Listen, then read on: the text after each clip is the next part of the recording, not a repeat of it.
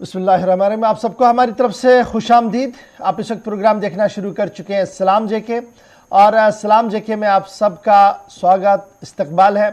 सामीन नाज़रीन, आज की अहम तरीन नशरियात में जहां हम बात जम्मू कश्मीर से शुरुआत करेंगे, क्योंकि दो तीन बड़े इंपॉर्टेंट और बर्निंग इश्यूज़ हैं जिन पर आपके साथ गुफ्तगू करेंगे। कुछ ग्राउंड ज़ीरो की बात आपके साथ करने की कोशिश करेंगे। कोरोना के बीच इंतज़ामिया मुतहरिक हो रही है, क्यों वो मुतहरिक हो रही है, कितना ज़रूरी वो मुतहरिक होना है, इस पर गुफ्तगू करेंगे। आगे चलेंगे तो दिल्ली की सूरत हाल आपको बताएंगे। अस्पताल में आग लगी और आग लगने की वारदातें लगातार हो रही है, उस पर बात करेंगे। कौमी सलामती मुशीरों का इजलास होने जा रहा है, उससे कबल पेशरफ्त हो रही है, वो पेशरफ्त है क्या, क्यों उस पेशरफ्त को इंतहाई अहम माना जा रहा है, इस पर भी बात करने की कोशिश करेंगे। और 9:40 पर आप और हम बराह रास्त बात करेंगे, दिल की बात करेंगे, आपकी आवाज़ को हुकूमत तक पहुंचाने की सही और कोशिश करेंगे, इस उम्मीद के साथ कि अरबाब इख्तिदार जो कुर्सियों पर विराजमान है, अपने बड़े आलीशान महलों में बैठे हैं, उन्हें इस बात का एहसास हो कि दूर दराज इलाकों के समेत शहर गाँव के अंदर रहने वाले लोग गोनागो मुश्किलात से दो चार है, और उन मुश्किलात का अजाला क्यों ज़रूरी है, यह आज बात करने की ज़रूरत को ज़रूर हम कोशिश करेंगे। और ज्वाइन करेंगे आप 9:40 पर हमारे साथ। लेकिन प्रोग्राम का फॉर्मेट, सबसे पहले ज़रा माजी को याद करते हैं और माजी की तलख बातें या तलख तजुर्बे जो हमारे सामने हैं आपको बयान करेंगे एक एक करके आसिफ रशीद, क्योंकि दिल्ली स्टूडियो में आसिफ ने हमारे साथ ज्वाइन कर लिया। बहुत शुक्रिया आसिफ। बहुत बहुत शुक्रिया, इस्तकबाल है आप सबका। प्रोग्राम सलाम जी के दिल्ली के स्टूडियो से बराह रास्त आप देख रहे हैं, एग्जीक्यूटिव एडिटर इशफाक गौहर और आसिफ रशीद के साथ। प्रोग्राम का आगाज मामूल के मुताबिक, या जैसे आप देखते हैं हिस्ट्री ऑफ द डे से, आज का दिन क्यों अहम है, ज़रा इस पर नज़र दौड़ाते हैं और माजी के पन्नों को पलटने की एक कोशिश हमारी भी है। 1729 में आज का दिन स्पेन, फ्रांस और बरतानिया के लिए काफ़ी अहम, जब तीनों मालिक ने मिलकर आज के दिन सिविल के मुआहदे पर दस्तखत किए थे 1729 में। 9 नवंबर 1937 को जापानी फौज ने चीन के शहर शंघाई पर कब्जा कर लिया था। तारीखी शहर पर कब्जा हुआ था और उसके बाद वापस पलटवार भी हुआ, लेकिन आज का दिन था जहां पर जापानी फौज ने चीन पर सबकत हासिल की थी। 1945 आज ही का दिन कनाडा ने अक़वाम मुत्तहिदा के चार्टर की तौसीक की। आज का दिन 9 नवंबर 1945। 1963 भी काफ़ी अहम है।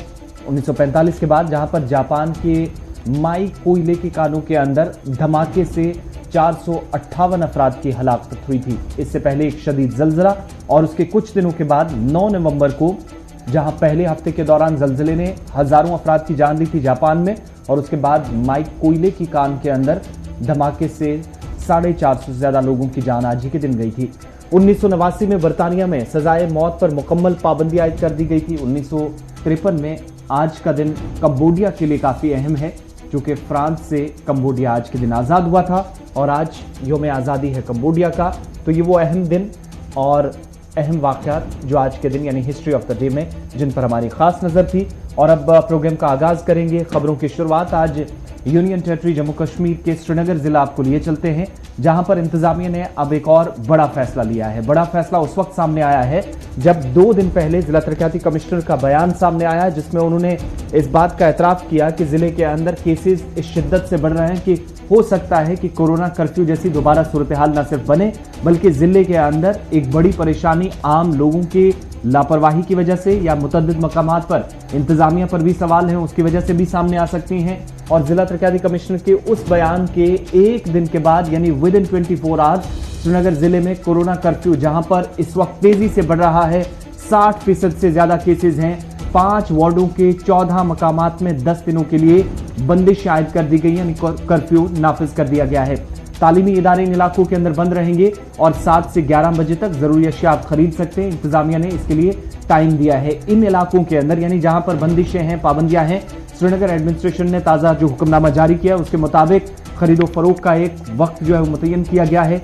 7 से 11 के दरमियान जरूरी अशिया सुबह सुबह खरीद सकेंगे। इंतजामिया बाकायदा इसके लिए छूट देगी, लेकिन इन इलाकों के अंदर जहां बंदिशें हैं, कोविड टेस्टिंग और साथ ही साथ जो स्क्रीनिंग का सिलसिला है वो भी इंतजामिया हेल्थ अथॉरिटीज की मदद से तेज करने जा रही है।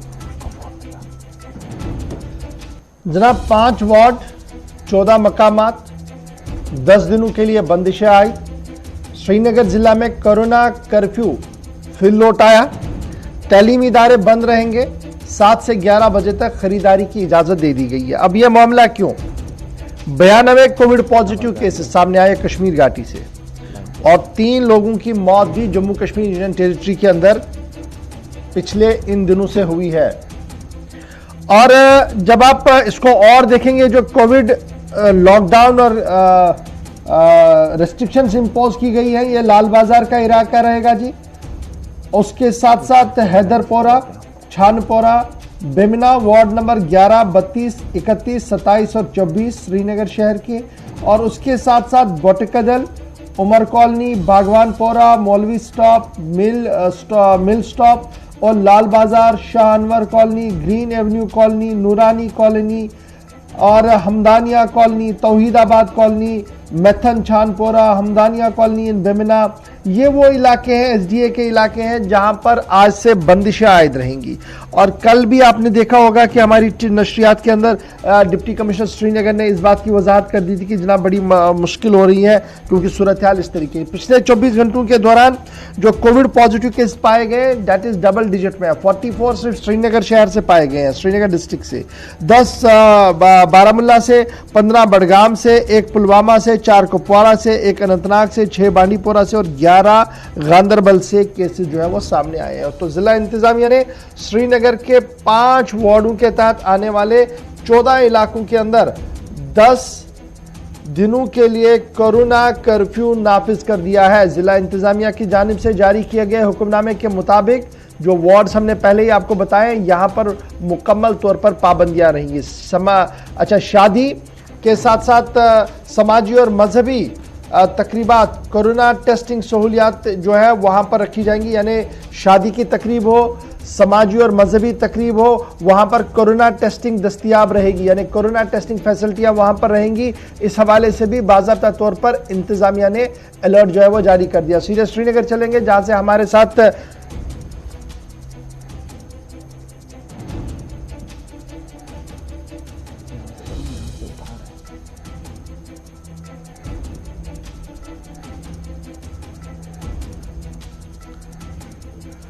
सईद फारूकी हमारे साथ श्रीनगर से ज्वाइन कर चुके हैं। सईद, अपडेट कीजिएगा, 5 वार्ड 14 मकामात 10 दिनों के लिए बंदिश है। क्या वाकई तौर पर शहर श्रीनगर की सूरत हाल अब इतनी खराब हो गई है कि इंतजामिया को आनन फानन में कोरोना रेस्ट्रिक्शंस और लॉकडाउन इंपोज करना पड़ा? बिल्कुल इशफाक, देखिए हालात जो है वो कहीं ना कहीं खराब हो रहे हैं कोविड-19 की वजह से, क्योंकि जो भी मामला अगर वादी की हम बात करें तो बेशतर जो मामला है वो श्रीनगर डिस्ट्रिक्ट से ही आ रहे हैं। और हमने भी कल अपनी लाइव नशियात में डिस्ट्रिक्ट डेवलपमेंट कमीशन से पूछा था कि लो फूल कहाँ पे हो रहा है, क्योंकि अगरचे रेस्ट्रिक्शंस लगाई गई है, एसओपीज और गाइडलाइंस बनाई गई है, तो एसओपीज और गाइडलाइंस के बावजूद भी वायलेशन क्यों हो रही है? क्योंकि शादी में तो आप लोगों ने 25 के करीब लोगों को अलाउ किया था, वो कहाँ पे है? क्या इम्प्लीमेंट है कहीं पे? या बाकी जो गैदरिंग्स हो रही है, अगर हम चाहे सरकारी सतह की बात करें या प्राइवेट फंक्शंस की बात करें, गैदरिंग बहुत ज्यादा हो रही है। और बार बार जो एडमिनिस्ट्रेशन कह रही है कि man and machinery on toes है और वो सारे मामलात को मॉनिटर कर रही है। देखिए, हमने कई बार कहा है कि पब्लिक ट्रांसपोर्ट में तो इतनी वायलेशन हो रही है, गाड़ियों के छतों पे लोग बैठे होते हैं, वहां पे अंदर तो झांकने की जगह नहीं है, ना एसओपीज है, ना गाइडलाइन, ना कोई मास्क इस्तेमाल कर रहा है, तो ये लोग फुल है। देखिए, सही बात है कि एडमिनिस्ट्रेशन ने बार बार ऑर्डर्स जो है वो निकाले हैं, कागजों तक वो ऑर्डर्स महदूद रहे हैं, क्योंकि सही मानों में इन्होंने उन चीजों को इम्प्लीमेंट नहीं किया। लोगों की भी जिम्मेदारी है, क्योंकि लोग भी कहीं ना कहीं लापरवाही कर रहे हैं, मगर सबसे ज्यादा जिम्मेदारी जो है वो इंतजामिया की है, जिस वजह से आज जो है वो हालात बन रहे हैं। क्योंकि कई बार डॉक्टर्स ने इनको अलार्म भी किया था कि सिचुएशन बदल सकती है, जो एक्सपर्ट्स है माहिरीन है, अब बदल रही है सिचुएशन, श्रीनगर ज्यादा हॉट जोन बन रहा है। अब ये मामला जो है, पहले हम डाउनटाउन देखते थे, अब ये मामला जो है छानपुरा में भी, अब मिथन छानपुरा में मामला दर्ज हुए हैं, पीरबाग या बेमना का जो एरिया है वहां की जो ये जो रेस्ट्रिक्शंस एनफोर्स की गई हैं, क्या अमल जो अंदर आने वाले रास्ते हैं, बाहर जाने वाले रास्ते, खारजी और दाखिली रास्ते, उन्हें सील कर दिया गया है या सिर्फ एहतियातन अनाउंसमेंट कर दी गई है और बाकी बैरिकेडिंग नहीं है? किस तरीके से इन एरियाज के अंदर है? और जो लोग अंदर रह रहे हैं, क्या उन्हें बाहर आने की इजाजत है, नहीं है? किस तरीके का माहौल है वहां पर? और टेस्टिंग के हवाले से क्या कुछ किया गया है? बैरिकेड्स तो नहीं लगाए गए हैं, फिलहाल कहा गया कि वो एहतियात करें, मगर कैसे मुमकिन है? क्योंकि जो लोग अंदर रह रहे हैं उनको बाहर जाना है, जो मुलाजिम है उनको जाना है, यहाँ स्कूली बच्चों को या जिनको एग्जामिनेशन है उनको बाहर आना है, उनको वापस भी आना है, तो ये ऑर्डर कुछ समझ में नहीं आ रहा कि उन्होंने 10 जो वार्ड्स हैं वहां पे कहा कि रेस्ट्रिक्शंस हैं। अगर कर्फ्यू लगाना है तो फिर तो कर्फ्यू पूरी तरह लगाना है और किसी को अलाउ भी नहीं करना है, ना ट्रांसपोर्ट को ना किसी को। पर क्या मुलाजिम जा सकता है या वापस आ सकता है, उसको घर वापस भी आना है, या इसी तरह जो बाकी कारोबारी लोग हैं। तो वैसी जो पहले हम देख रहे थे कोरोना कर्फ्यू जिस तरह लगा होता था वैसा नहीं है। अब एहतियातन तौर पर डिस्ट्रिक्ट जो एडमिनिस्ट्रेशन है उन्हें लोगों से कहा कि आप घरों में बैठे, जब तक ना कि मामला जो है वो कम हो फिर हम इसको ईज आउट कर सकते हैं, मगर उस तरह की रेस्ट्रिक्शंस नहीं है जिस तरह होनी चाहिए। चलिए जी, बहुत शुक्रिया जी हमारे साथ ज्वाइन करने के लिए। नजर रखेंगे कि दिन भर ये जो शहर श्रीनगर के अंदर कोविड लॉकडाउन की बात हो रही है, कर्फ्यू इंपोज करने की बात हो रही है, ये क्या है? क्योंकि बड़े सवाल इस पर उठ रहे हैं कि जनाब बैरिकेडिंग कुछ एरियाज के अंदर है लेकिन बैक चैनल से लोग आ जा रहे हैं, आपने दुकानों को खोलने की इजाजत दी, इसका मतलब बाहर से जो आएगा वो दुकान खोलेगा, चाहे 1 घंटे भी खोले तो फिर भी परेशानी है, बाहर भी लोग आएंगे, इम्तिहान भी है। चलिए जरा इम्तिहान की बात चल रही है तो आपको जरा ये भी बताते चले कि आज वादी के अंदर 12वीं जमात के इम्तिहान मुनक्किद होने जा रहे हैं और इस सिलसिले में state board of school education की तरफ से मुकम्मल तौर पर तैयारियां कर दी गई हैं। 74,000 के करीब बच्चे जो हैं वो आज 12वीं जमात का इम्तिहान देने जा रहे हैं। 7,400 तलबा हैं जिनके लिए इंतजामात मुकम्मल कर लिए गए हैं। 739 के करीब जो मराकज़ हैं, एग्जामिनेशन सेंटर्स हैं सरकार की तरफ से, प्राइवेट स्कूलों के अंदर और सरकारी स्कूलों के अंदर वो पहले से बना दिए गए हैं। और इंतजामिया ने साफ किया है कि कोविड SOPs के तहत, गाइडलाइंस के तहत जो नए रहनुमा खतूत जारी हुए हैं, किसी तरह के खतरे से बचने के लिए इन SOPs पर अमल दरामद करते हुए 74,000 तलबा 12वीं जमात के इम्तिहान में आज से शामिल होंगे। पहला इम्तिहान आज से है। इन सब के साथ साथ जो जिस्मानी तौर खास अफराद हैं उनके लिए बर्न हाउस स्कूल श्रीनगर के अंदर भी, जहां पर इंतजामिया ने पहले ही एक अलग तरह से इंतजाम किए हैं, वहां पर सेंटर बना दिया गया है। और हेल्थ डिपार्टमेंट को भी रखा गया है कि वहां पर किसी तरह की परेशानी वालिदैन को या जिस्मानी तौर खास अफराद को, कुछ हेल्पर्स भी स्टूडेंट्स के साथ होंगे जो स्पेशली एबल्ड पर्सन होंगे, जो स्टूडेंट्स होंगे इम्तिहान में। इसके साथ साथ कोविड SOPs का न सिर्फ ख्याल रखा जाए बल्कि इन सेंटर्स के अंदर कोविड टेस्टिंग भी होगी,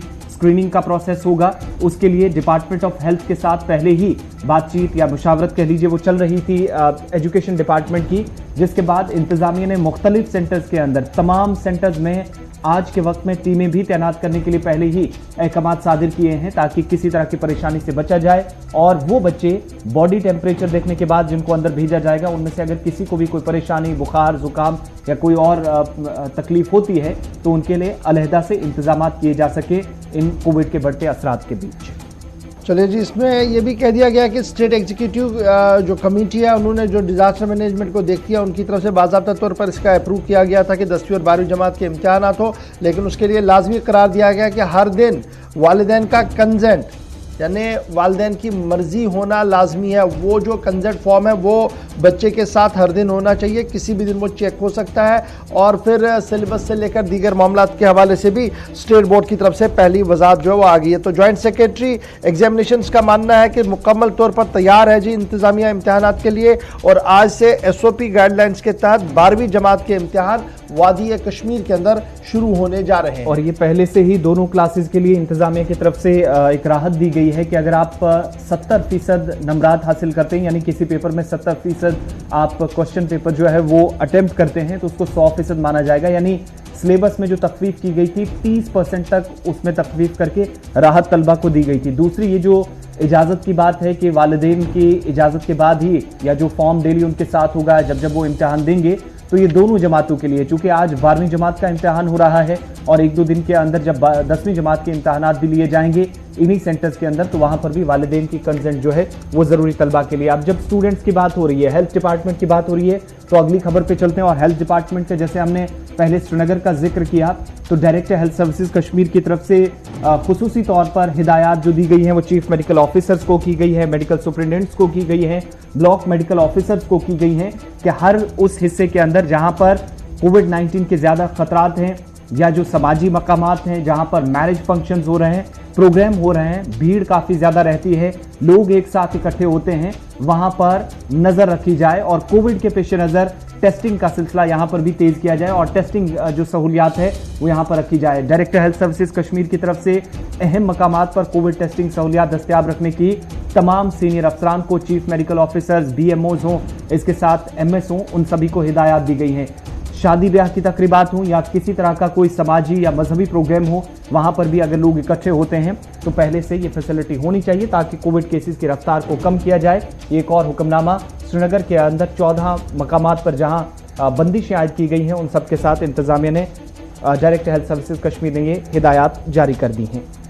चलिए जी, बढ़ते हैं जी आगे। जरा बात शहरी हिलाकतों की भी करते हैं, क्योंकि शहरी हिलाकतों का सिलसिला लगातार जारी है और कल रात देर के एक और अलमनाक वाकया सामने आया और बोहरी कदल श्रीनगर में शहरी हिलाकत का ताज़ा वाकया कल रात देर के सामने आया।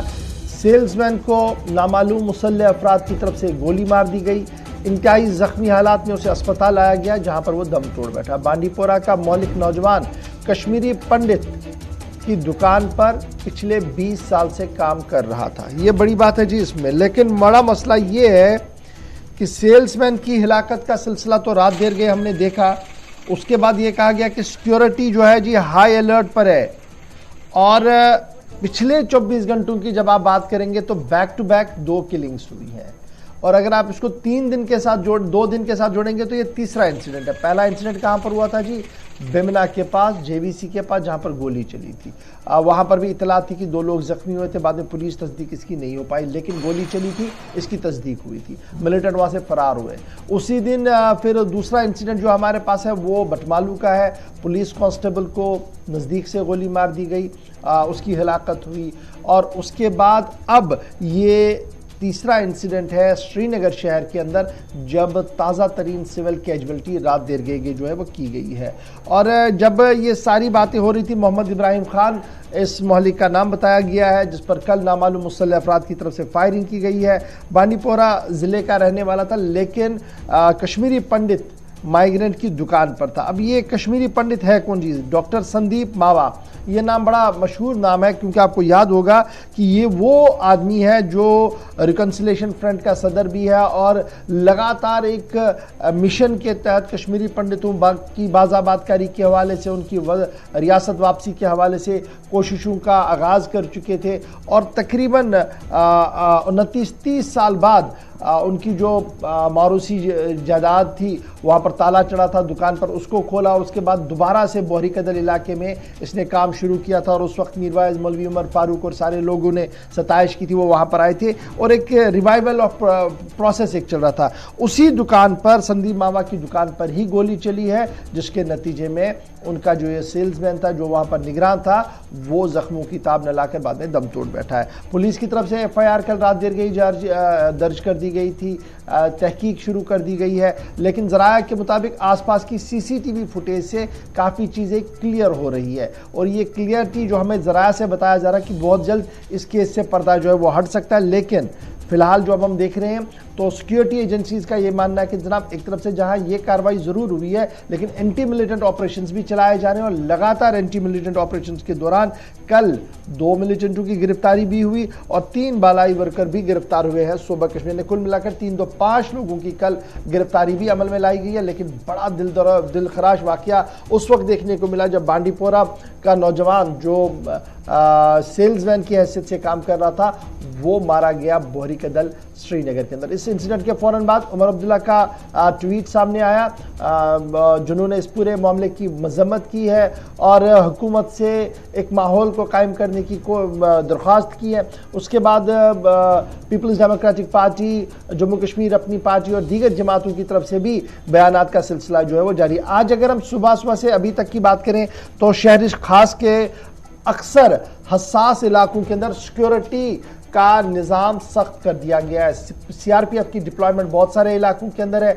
बख्तरबंद गाड़ियां जो हमारी हैं वो कई नाकों पर लगाई गई हैं और शहर समेत वादी के मुख्तलिफ इलाकों के अंदर भी सिक्योरिटी हिसार को बढ़ा दिया गया है ताकि मिलिटेंटों की नकल हमल जो है उस पर रोक लग सके। तो ये खबर थी जनाब कल की, लेकिन आज का अपडेट के साथ आपके सामने रखने की बिल्कुल। अगर पिछले 40 रोज में देखें तो हलाकतों का सिलसिला जो कि तकरीबन 1.5 माह कबल 5 तारीख को शुरू हुआ था, इनमें कुछ सरकारी मुलाजमीन, सिक्योरिटी फोर्सेज के अफराद और दीगर कुछ आम शहरी भी निशाना बने। 16 के करीब लोगों की जान गई है और 24 घंटों के दौरान ये दूसरी हलाकत थी जहां पर पुलिस कांस्टेबल के बाद अब एक और शहरी गोलियों का निशाना बना। सिक्योरिटी के हवाले से बात हो रही है तो अब जरा एक और अहम खबर आपको बताते हैं और बात लाइन ऑफ कंट्रोल से लगने वाले 2 अहम अजला की करते हैं। राजौरी और पुंछ के अंदर, जहां पर इस खित्ते के अंदर सलामती सूरत हाल को यकीनी बनाने के लिए सिक्योरिटी फोर्सेज मुश्तरका कार्रवाइयां कर रही हैं, ज्वाइंट ऑपरेशन चल रहे हैं।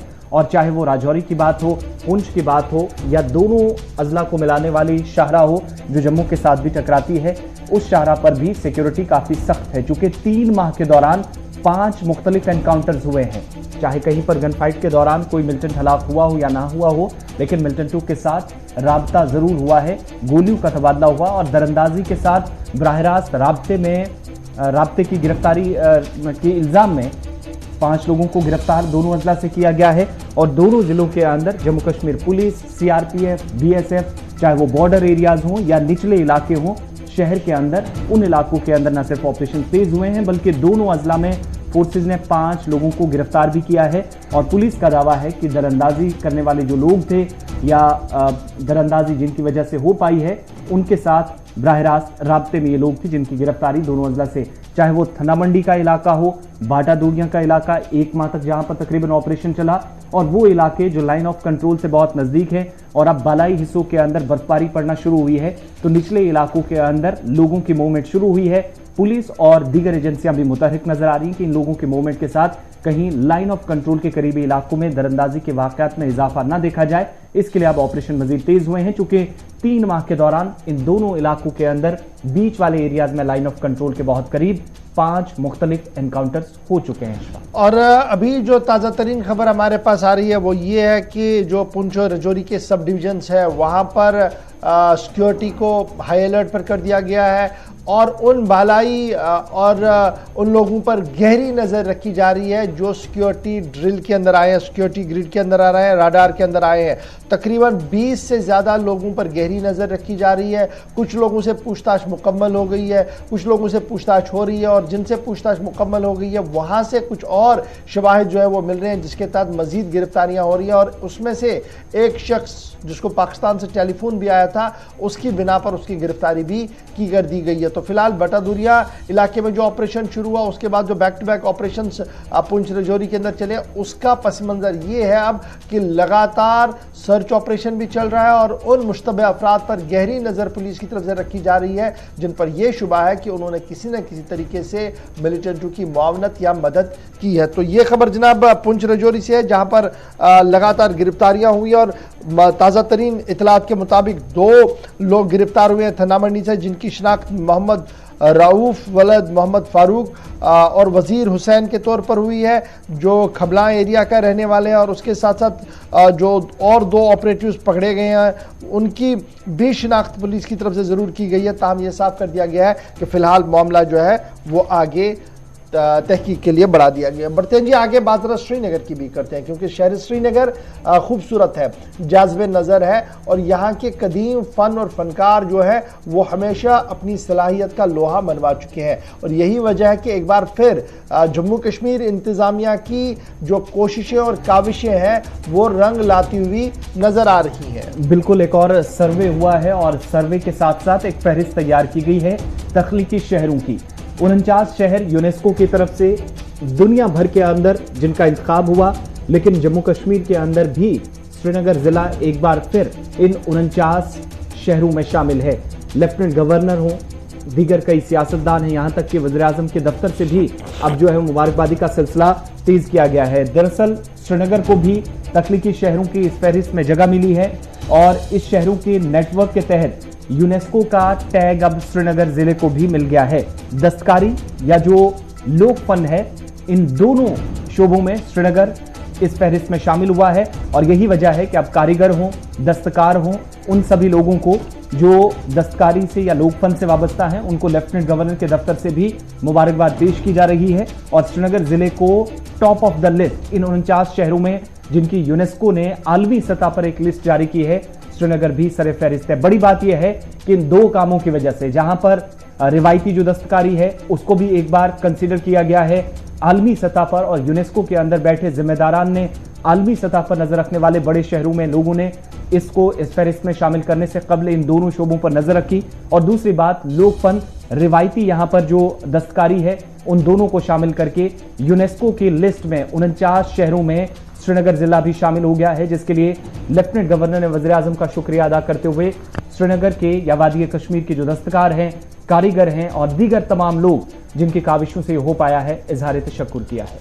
290 मुल्क और 295 सिटीज अभी तक यूनेस्को की लिस्ट के अंदर है और अब उसमें एक और इम्तियाज जुड़ चुका है जम्मू कश्मीर के नाम का, और जम्मू कश्मीर के अंदर वादी कश्मीर का श्रीनगर जिला जिसे इस लिस्ट के अंदर जगह मिली है। इससे पहले मुंबई और हैदराबाद को भी अक्टूबर 2019 में इस लिस्ट के अंदर जो है वो जगह मिली थी। बढ़ते हैं जी आगे, बात जरा एक और खबर की करते हैं और बात अब इंडियन एयरफोर्स की करते हैं, क्योंकि सरहद पार जो एक्टिविटीज हो रही हैं, चाहे वो पाकिस्तान की साइड पर हो या चीन की साइड पर हो, इस पर गहरी नजर रखने के लिए और मंथन करने के लिए अब इंडियन एयरफोर्स भी कमर बस्ता हो गया है। और खबर यह है कि इंडियन एयरफोर्स की तरफ से 2 रोजा इजलास को तलब कर दिया गया है और ये 2 रोजा इजलास इंतहाई अहम होने जा रहा है। 3 रोजा इजलास है जिसमें अहम तरीन बातों पर तबादला ख्याल किया जाएगा। टॉप ब्रॉस जो इंडियन एयरफोर्स के हैं वो जनाब 10, 11 और 12 तारीख 3 दिन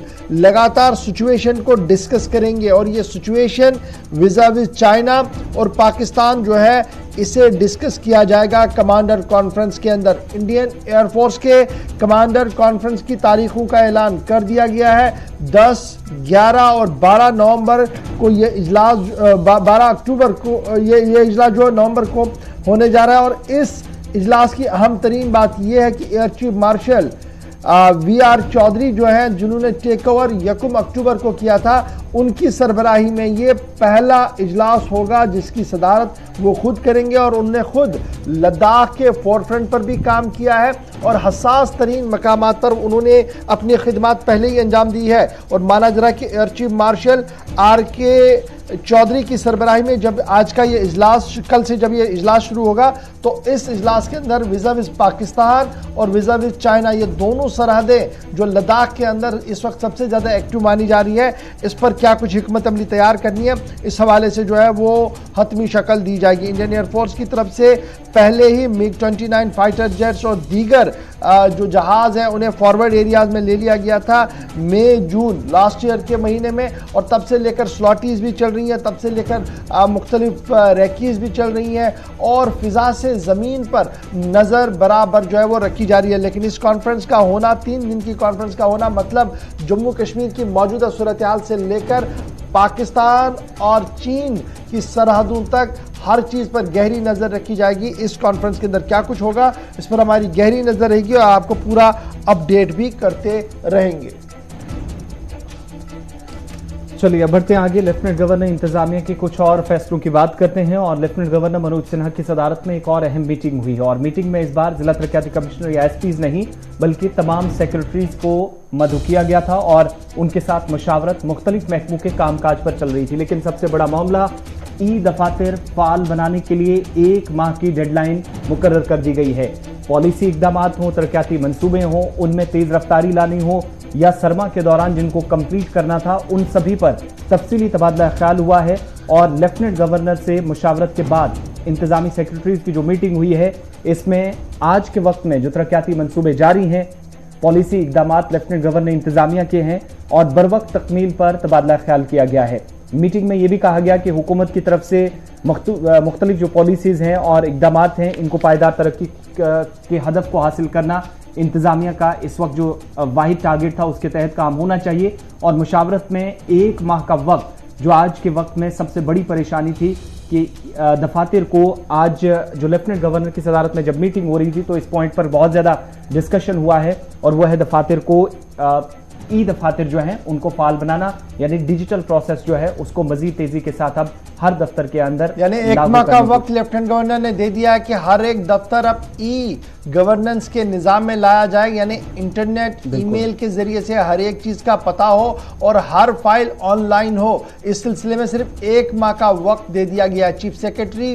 इस मीटिंग के अंदर मौजूद थे, जिन्हें यह हिदायत दिया गया कि सभी सेक्रेटरीज के साथ मिलकर हफ्तावार ब्रीफिंग ली जाएगी, कितना काम काम हुआ और अगली माह मीटिंग जब होगी तो उसमें मुकम्मल तौर पर डाटा हो कि कितने दफ्तर 100% ई ऑफिस में चले गए और जहां पर नहीं चला गया हो उनके लिए टास्क भी दिया जाए। ये तो एक बात थी। इसमें जो दूसरी बड़ी बात थी वो ये थी कि डेवलपमेंट यानी तरक्याती मंसूबों की अमल दरामद में जो डिले हो रहा है इस पर भी कल लेफ्टिनेंट गवर्नर ने सवाल उठाया। अब ये डिले क्यों हो रहे हैं, बड़ा इंपॉर्टेंट है। पंचायत लेवल पर, पीआरआई लेवल्स पर जो पैसा सर्फ होना था, जो अकाउंट्स में आया है, जो बजट बुक में भी है, लेकिन उसकी इंप्लीमेंटेशन नहीं हो पा रही है, एक बड़ा सवाल यह है। और कल ये मुद्दा जो है वो लेफ्टिनेंट गवर्नर की मीटिंग के अंदर भी उठा है। इसको ईज आउट करने की कोशिश जो है वो की जा रही है। अब ये कब तक होगा, बड़ा सवाल है, क्योंकि अब सिर्फ चंद हफ्ते हमारे कश्मीर घाटी के अंदर बचे हैं, उसके बाद काम होना ना के बराबर है, क्योंकि बारिश और बर्फबारी का सिलसिला होगा। शायद लेफ्टिनेंट गवर्नर ने इस पूरे मामले का संजीदा नोटिस इसलिए भी लिया है। तीसरी बड़ी बात जो है डायरेक्ट बेनिफिट स्कीम, यानी जहां पर भी रिलीफ का पैसा हो, जहां पर भी जो स्कॉलरशिप का पैसा हो या कुछ भी हो, सरकार की तरफ से इमदाद का मामला हो, वो हाथ में ना जाए, अकाउंट्स में जाया जाए और एक ट्रांसपेरेंट तरीके से काम को किया जाए। इस हवाले से भी एक हतमी लाइन जो है वो खींची गई। लेकिन एक सिल्वर लाइन जो इसमें है, जो कल लेफ्टिनेंट गवर्नर ने नौजवानों के हवाले से किया है, वो ये है कि हर पंचायत के अंदर कम से कम 5 टैलेंटेड नौजवानों का ग्रुप बनाया जाए। 5 लोगों को चुना जाए जिन्हें खुद रोजगार स्कीम के तहत रोजगार का मौका दिया जाएगा। यानी आउट ऑफ द वे 5 लोगों को हर पंचायत के अंदर चुना जाएगा। उन 5 लोगों को लोन सरकार देगी जहां पर वो अपना एंटरप्रेन्योरशिप शुरू करेंगे, अपना एंटरप्राइज शुरू करेंगे, ताकि वो रोजगार शुरू करें और उस रोजगार से न सिर्फ खुद को बल्कि और 5 लोगों को रोजगार फराहम कर सके। इस सिलसिले में ये स्कीम मुतारफ कराई गई और कहा गया कि इस पर किसी भी किस्म का लैतुलैल बर्दाश्त नहीं किया जाएगा। इससे पहले आपको याद होगा कि जब वजीर दाखिला साहब आए थे तो उन्होंने जम्मू और कश्मीर के अंदर इन्हीं ग्रुप्स के साथ बातचीत की थी, जिसके बाद एक बड़ा एक्सपीरियंस उन्हें मिला था और उसी वक्त लेफ्टिनेंट गवर्नर को यह हुक्मनामा वजीर दाखिला की तरफ से दिया गया था कि मजीद इसको एक्सपेंशन में लाया जाए ताकि नौजवान अपनी सलाहियत के मुताबिक अपने रोजगार को चुन सके, न सिर्फ अपना कारोबार करे बल्कि और 5 लोगों को भी रोजगार मिल सके। इसलिए फैसला यह कि हर पंचायत से हर माह 5-5 लोगों को चुना जाएगा ताकि उन्हें रोजगार के दायरे में लाया जा सके। तो ये तो बात थी जनाब लेफ्टिनेंट गवर्नर की। फटाफट से आपको एक और खबर भी बताते हैं आर्मी की, क्योंकि आर्मी, इंडियन आर्मी और कश्मीर यूनिवर्सिटी के बीच मुआहिदा तय पाया गया है और यह मुआहिदा इंतहाई अहम माना जा रहा है। तफसील आपको आज से बताएंगे और उसके बाद जाएंगे छोटे से ब्रेक पर। बिल्कुल, ये बड़ी बात है क्योंकि जहां पर हिंदुस्तानी फौज मुल्क के दिफा करने के लिए करने वाले जो जवान हैं या अफसरान हैं उनको मुख्तलिफ सहूलियात बहाल रखने के साथ ख्वाहिशमंद जवानों को आला तालीम सहूलियात भी अब फराहम करने जा रही है और इसमें आसानी से मुख्तलिफ कोर्सेज में कश्मीर यूनिवर्सिटी के अंदर फौजी जवान दाखिला ले सकें, इसके लिए एक MOU पर साइन हुए हैं। मफाहमतनामे में इसी कड़ी में जिस पर साइन हुए हैं फौज की चिनार कोर के दरमियान और कश्मीर यूनिवर्सिटी हुकाम के दरमियान दस्तखत किए गए ताकि कश्मीर वादी में जो तैनात फौजी जवान हैं वो डिस्टेंस एजुकेशन के जरिए मुख्तलिफ कोर्सेज में दाखिला ले सकें। 8 नवंबर को ये होना था, यानी गुज़श्ता रोज पहले से ही शेड्यूल जारी कर दिया गया था और इस दिन साइन हुआ। और बड़ी बात है, इसमें न सिर्फ मास्टर्स की डिग्री बल्कि उसके साथ ग्रेजुएट कोर्सेज हैं, 6 माह का डिप्लोमा है और इंतजामिया की तरफ से मैथ्स के अंदर यानी रियाजी में और अंग्रेजी में MA, उर्दू जुबान में एजुकेशन, उर्दू जुबान में MA, एजुकेशन में MA और एजुकेशन में ही पोस्ट ग्रेजुएशन का कोर्स भी फौजी जवानों के लिए अब शुरू करने का ऐलान कर दिया है MOU में, जिस पर साइन हुए हैं। दीगर कोर्सेज में कंप्यूटर, जो आज के वक्त में कंप्यूटर एप्लीकेशंस का ज़्यादा इस्तेमाल हो रहा है, ये भी फौजी जवान डिप्लोमा भी कर सकें, उसके लिए भी इंतजामात होंगे। वेब डिज़ाइनिंग होगी, साइबर लॉ होगा और इसके अलावा टूरिज्म मैनेजमेंट जैसे डिप्लोमा भी फौजी जवान कर सकेंगे। फौज की तरफ से इसे बड़ा कदम करार दिया गया है। दूसरी तरफ तलत अहमद जो कि वाइस चांसलर हैं कश्मीर यूनिवर्सिटी के, चूंकि उन्हीं के साथ जो चिनार कोर है उनने ये साइन किया है, उनकी तरफ से साफ किया गया कि न सिर्फ जो फौजी जवान हैं बल्कि यहाँ के तलबा को दी जाने वाली सहूलियात फौजी जवानों के लिए मैसर हो सकें, इसके लिए बाकायदा यूनिवर्सिटी हुकाम बेहतर तरीके से इंतजाम करेंगे। चलिए जी, छोटे से ब्रेक के लिए यहाँ पर रुक रहे हैं। ब्रेक के उस पार आएंगे तो आपको बताएंगे कि साबिक वजीर आला का एक बड़ा बयान आया है। अब ये कौन साबिक वजीर आला है बयान कहां पर आया और इसका ताल्लुक जम्मू कश्मीर की सियासत के साथ क्यों देखा जा रहा है, क्यों इसको जम्मू कश्मीर के जाविये के साथ देखा जा रहा है। छोटे से ब्रेक के बाद आएंगे, तफसील के साथ इस खबर पर भी हम गुफ्तगू करेंगे। आपको यह भी बताएंगे कि कुछ नई अदालतें बन रही हैं, क्यों ये अदालतें बनाने की बात सामने रखी गई है और वहां पर कौन से कानून होने हैं, और वेंटिलेटर्स की कहानी जिन्होंने कल 5 बजे हमारे प्रोग्राम को देखा होगा, हमने एक बड़ा खुलासा आरटीआई का हमने आपके सामने रखा था, उस पर सरकार का रातों रात बयान भी जारी हुआ है। बयान क्या है, तीनों खबरों पर बैक टू बैक आपको बताएंगे छोटे से ब्रेक के बाद।